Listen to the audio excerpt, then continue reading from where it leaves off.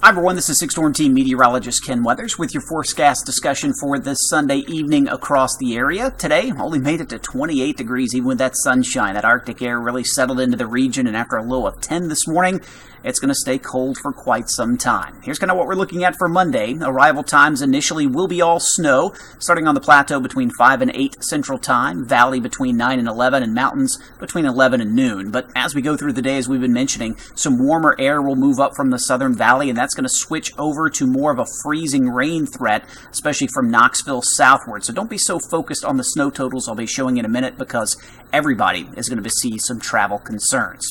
Here's what it looks like by 8 a.m. Again, most areas fine, so that early morning commute looking pretty good, but as we head from mid-morning on, you see that snow initially starting to move in across the area, but here comes that mix as some of that warmer air makes its way up through the valley.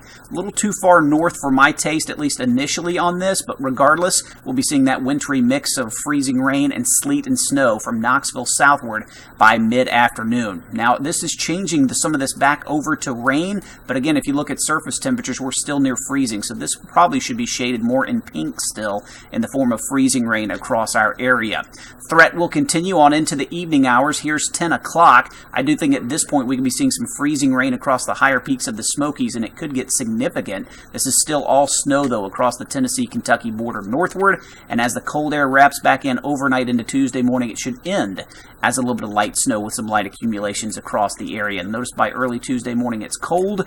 We're in the single digit, or teens rather, for most areas. So again, there's going to be a wide range of snow estimates across the area from Monday into Tuesday morning. In fact, much of the southern valley won't see much in the way of snowfall at all. It's going to be a better chance further north up towards the Tennessee-Kentucky border. In fact, wouldn't be surprised if there's some spots over a foot up across portions of southeast Kentucky with this. But again, just because you don't see a lot of snow here doesn't mean there's going to be problems.